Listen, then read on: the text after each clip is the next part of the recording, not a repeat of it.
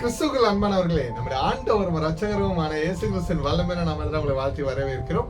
இன்றைய வேத தியான பகுதிக்கு வாசி தெரிந்து கொள்ளப்பட்ட வேத வசனம் மத்தேயு 26 அதிகாரம் 24 வசனம்.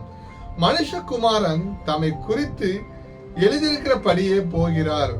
ஆகிலும் எந்த மனுஷனால் மனுஷகுமாரன் காட்டி கொடுக்கப்படுகிறாரோ அந்த மனுஷனுக்கு ஐயோ, அந்த மனுஷன் பிறவாதி இருந்ததினால் அவனுக்கு நலமாய் இருக்கும் என்றார். ஆமென். கிறிஸ்துவுக்குள் பிரியமானவர்களே, இயேசு தமக்கு வரவிருக்கும் மரணத்தை முன்கூட்டியே அறிவித்து தம்மை காட்டி கொடுப்பவர் யூதாஸ் மீதான தீர்ப்பையும் இறைவனின் இறைவாக்குகளும் நிறைவேற வேண்டும் என்பதையும் இவ்வசனத்தை நமக்கு சுட்டி காட்டுகிறார்.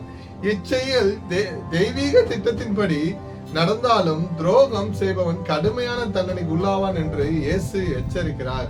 இயேசு கிறிஸ்து தம்மை காட்டி கொடுக்க போடும் சீடனை குறித்து கூறிய எச்சரிக்கை ஆகும். இதன் ஆழமான கருத்துக்களை நாம் இன்று தியானிப்போம். ஆமென். முதலாவதாக தெய்வீக திட்டம்.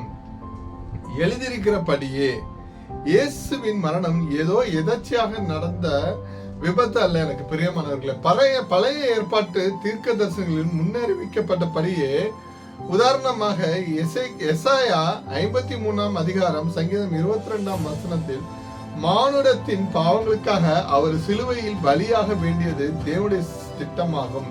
இதையே எழுதியிருக்கிறபடியே போகிறார் என்று குறிப்பிடுகிறார். ஆமென். இரண்டாவதாக மனித பொறுப்பு. அந்த மனுஷனுக்கு ஐயோ. இயேசுவின் மரணம் தேவனால் தீர்மானிக்கப்பட்ட ஒன்றாக இருந்தாலும் அவரை காட்டி கொடுத்த யூதாஸ் காரியோத்து தன் செயலுக்கு பொறுப்பாளி ஆகிறான்.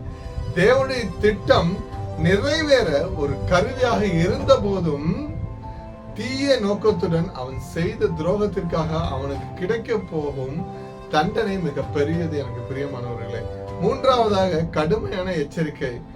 பிறவாதிருந்ததினால் அவனுக்கு நலமாய் இருக்கும் என்ற வார்த்தை நித்திய ஆக்னையின் நரக தண்டனை தீவிரத்தை காட்டுகிறது. ஒரு மனிதன் தேவனுக்கு துரோகம் இழைப்பது எவ்வளவு பயங்கரமானது என்பதை இவ்வசனம் உணர்த்துகிறது. ஹல்லேலூயா. தேவனுக்கு பிரியமில்லாத காரியங்களையும் அல்லது தேவனுக்கு நாம் துரோகம் செய்யும் போது நமக்கு ஐயோ என்று இவ்வசனம் நமக்கு விளக்குகிறது.